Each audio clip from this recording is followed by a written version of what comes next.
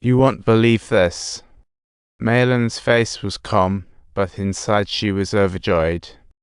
She thought to herself, I've got him now, and pulled out all her savings to buy her husband a pair of ridiculously expensive shoes. If anything goes wrong, she'll cash in 500 million. You can guess what's coming, right? She handed her husband's photo to the guy with yellow hair, gave her a bar address. After seeing the photo, Yellow Hair told Malin to go home and sleep, promising it would be better when she woke up. Little did she know, this was just the start of her dream, or should I say nightmare. A new day was dawning. Oh Kyang's wife was in the hospital, pushed down the stairs by her mother-in-law. Good thing it was just a strain, otherwise she might be looking at his mother suffering from dementia. Oh Kyang didn't know what to say. He just lay on his bed, sighing. Life sure knows how to. Coincidentally, Jang-ji thought the same, having only signed a piece of paper, but now she's in huge debt. Talk about bad luck. Just then, a cop knocked on the window, asking if she'd seen this familiar face. Wow, is that her goofy classmate over there? I really had no idea she'd be here. Thanks, but it's no big deal. The cop said he was Jang-ji's high school classmate. How could she not know him?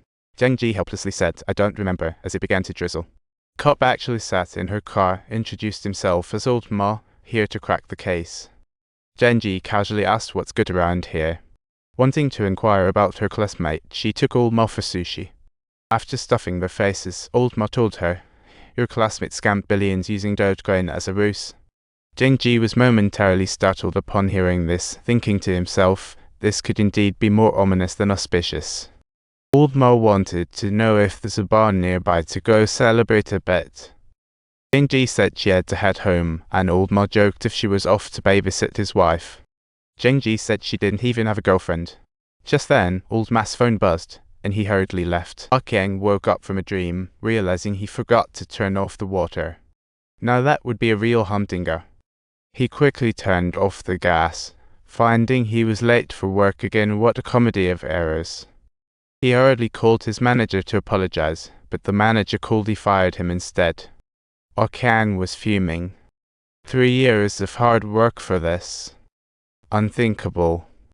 He jumped on his bike, racing through the storm, mentally chanting, there's something I must do. A month ago, Mei-lan received a call from Yellow Hair. He was excitedly saying the plan was a go. Mei-lan was flabbergasted. Who knew Yellow Hair was such a keen assassin? She did pay for a car after all. It had better be a car to claim that cash. Yellow Hair mentioned that his phone had run out of battery and suggested meeting later to chat. Mei-lan was steaming with rage, absolutely unable to tolerate it. Just as she was getting frustrated, the doorbell rang, and she thought, could that be my lucky day? Benji had just stepped out of the sushi shop, and little did he know he'd be caught next time. The impatient President Park popped up, immediately asking where Wooey was, leaving Jinji baffled. He quickly dug his phone out, shouting, the deadline isn't up yet, what gives? Instead, President Park threw a punch at Yuzai and promised if the money wasn't seen soon, the big wave will come for you. Hearing this, Yuzai thought, what a stroke of bad luck coming my way in just 2 days. He pondered, not having earned a dime, and now he's mysteriously in massive debt. Genji stood up, pulling out a pack of cigars labeled Lucky Strike. After taking a stand against illegal immigrants and escaping a crash, he hoped for a stroke of luck once more.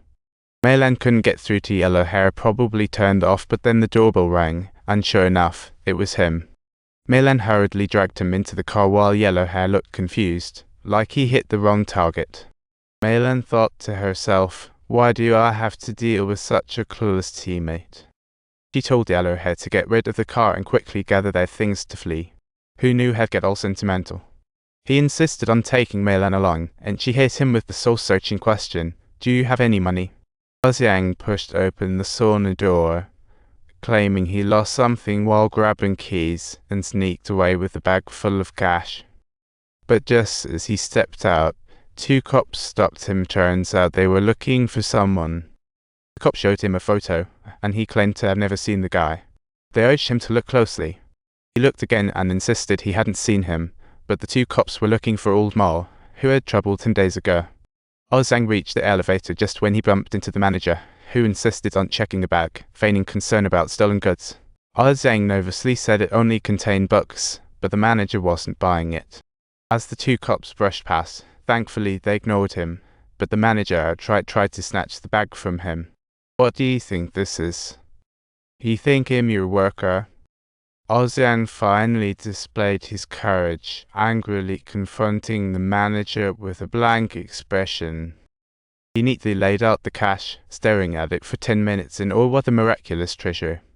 Never had he seen so much money before. Then he brought out his father's keepsake box, stashing the bag at the bottom.